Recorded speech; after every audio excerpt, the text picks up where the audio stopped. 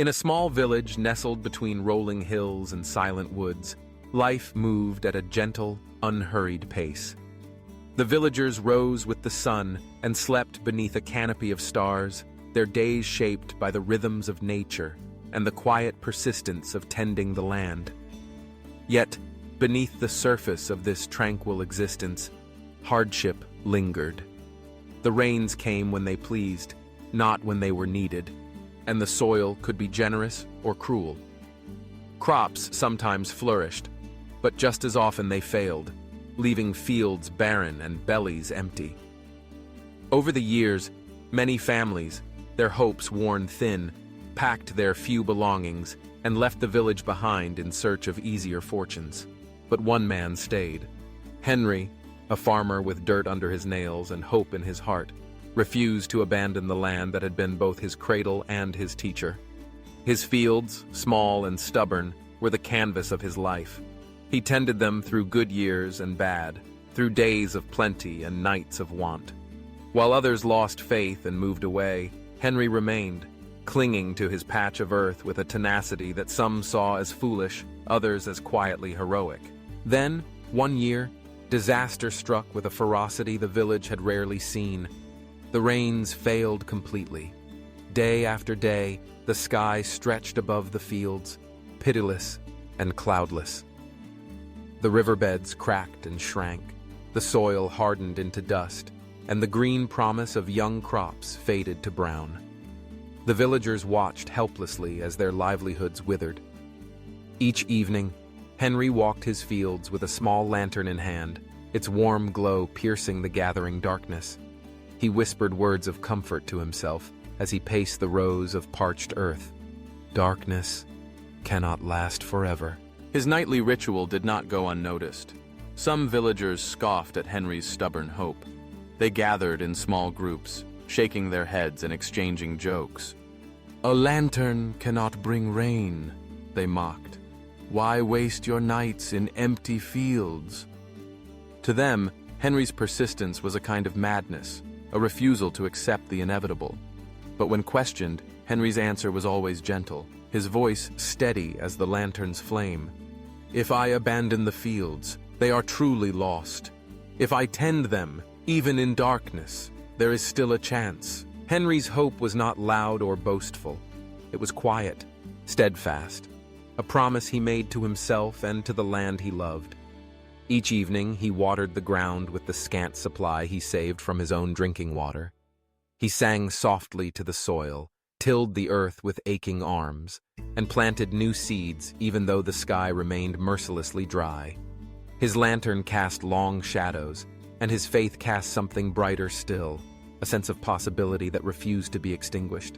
One night, as Henry walked beneath the stars, a child from the village followed him, curious about the strange ritual. The boy watched as Henry paused, kneeling to press his hand to the earth. "Farmer Henry," the child asked, "why do you keep shining light on the fields? Plants do not need lanterns." Henry smiled, kindness etched into the lines of his weathered face. He replied, "This lantern is not for the crops. It is for my heart, so it never forgets to hope." The boy returned home and shared what he'd heard with his parents. Slowly, word spread about Henry's nightly vigils. The laughter faded, replaced by a quiet respect, though doubt lingered.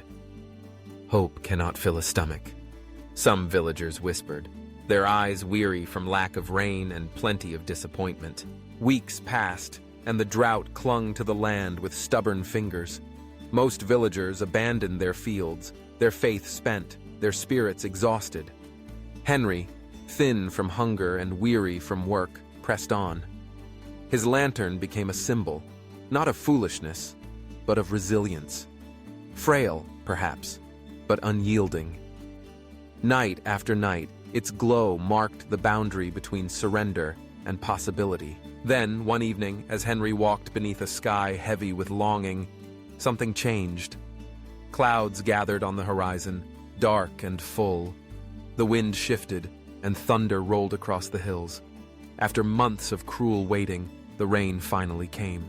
It poured from the heavens in sheets, soaking the earth, filling the air with the scent of renewal. The villagers rushed to their fields, desperate to seize the opportunity. But for most, it was too late. Their land, abandoned for weeks, was hard and lifeless, unable to absorb the blessing of rain. Henry's field, however, was ready. It had been tended in hope, not just in expectation. The seeds he'd planted sprouted quickly, soaking up the rain with eagerness and vigor. Green shoots burst from the soil, reaching for the sky, and in time, Henry's fields bloomed with abundance while the rest of the village remained brown and bare.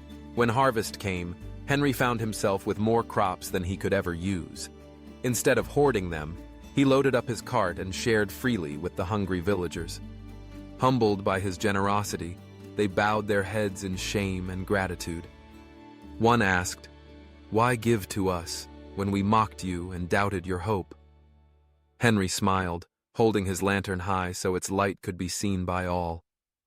"Because the lantern was never meant to be mine alone. Hope is to be shared, especially with those who have none." The story of Henry and his lantern spread through the village, becoming legend. It was retold by parents to children, by neighbors over shared meals, by elders who remembered darker days.